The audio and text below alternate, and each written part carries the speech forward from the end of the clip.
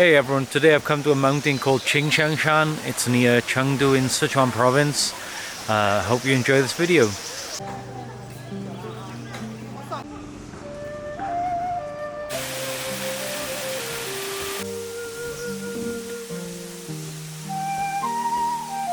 Right now we're heading to Tianran Pavilion. So we've arrived at Tianran Pavilion. Here it is. It's quite old. So apparently there's over 100 pavilions on this trail. Some are square, some are hexagonal, octagonal, lots of different types. So these people in red are the porters, and they'll carry you up the mountain if you pay them. It's quite funny. So a second pavilion. I met this girl at the bottom and she's struggling her way up. So we came to Tianran Temple.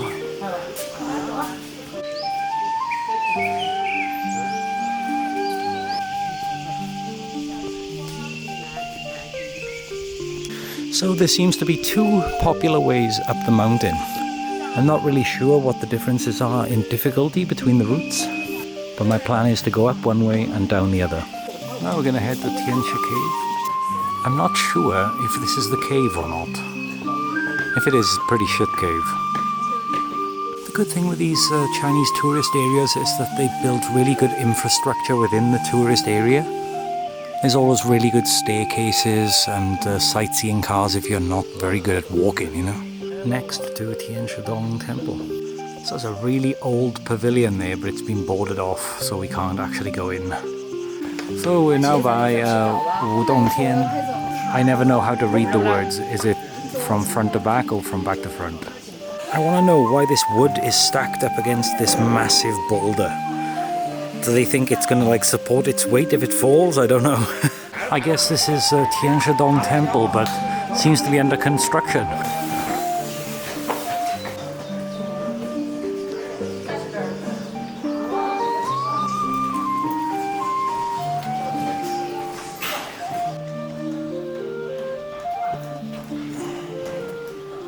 I didn't realize there was a statue of my mother up here.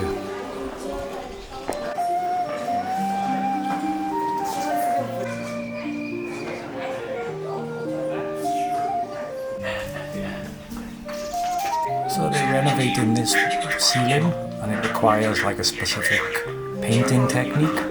I don't really know what it is, but it looks amazing. Onwards now to Chaoyang Cave.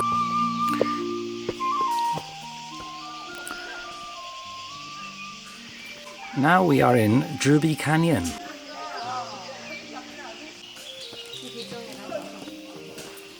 I'm not really sure when this was built. I should have really read the sign. But yeah, it's a pretty cool little road around the cliff. If you go this way, you can see a temple, but you have to go and come back. So I'm not going to bother. Because up here, there's another 1,000,000 temples. Chinese tourist attractions are quite funny because the closer you get to the top of the mountain, the less people there are because people just give up halfway. Ah, now I see it. There's an actual temple in the cave. After I seen that man spitting, you know, I went into the temple and I just couldn't feel the same about the temple afterwards. So people are putting little sticks in this gap as well. Maybe it's like a traditional thing or something. I have no idea.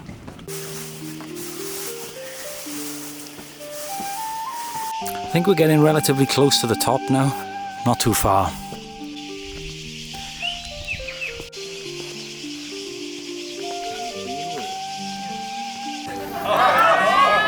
They love a group photo. So we're getting close to the top now. I think it's just about 100 meters, so all good. Yeah, but it's 10:50 now. By the time I got in, it's taken me about 2 hours, so not so bad.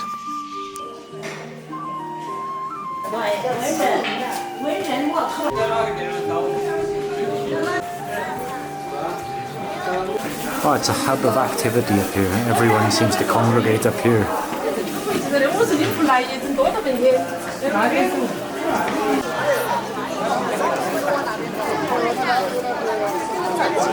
So I think Laozhong Pavilion is just on these stairs, so not too far.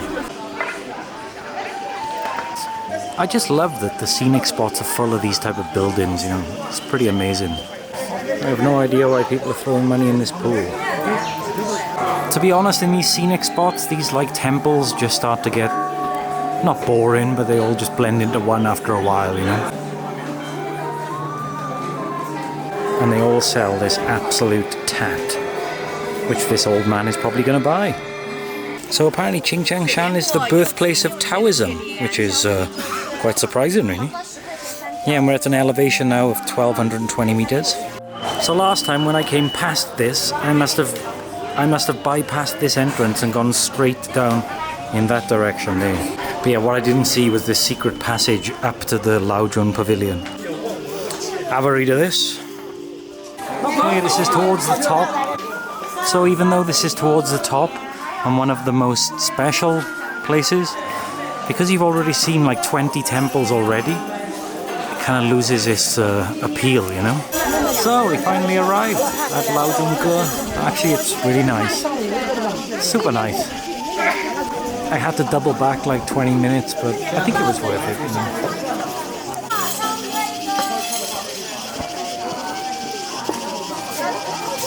It's quite busy at the top, understandably.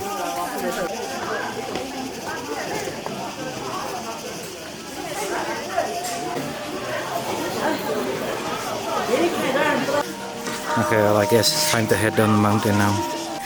So this is the very top. I guess you can see Dujiangyan in the background, and if it wasn't such a foggy day, you could probably see Chengdu. Not really sure how long it's going to take to get back down.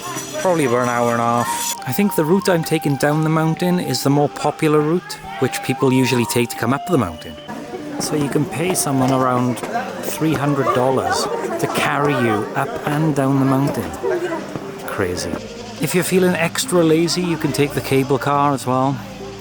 I don't know how much that is, but it's probably quite cheap. So I'm about halfway down the mountain now. I think it's about half hour left. Not so far.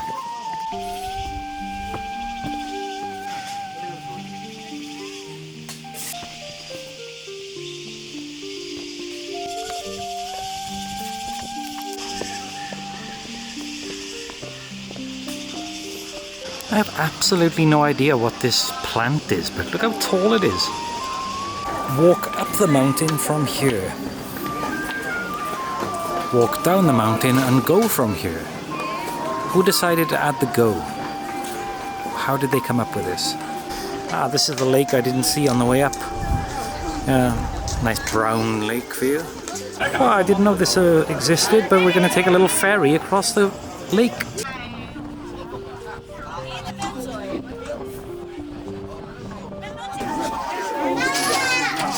I'm pretty much at the bottom now. Not too far to go.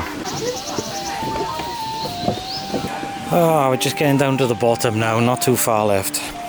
So we're back down the bottom now, thank God. My legs are aching, I gotta be honest. I think I'm gonna take the sightseeing car again because it'll save me the 2 kilometer walk down the mountain.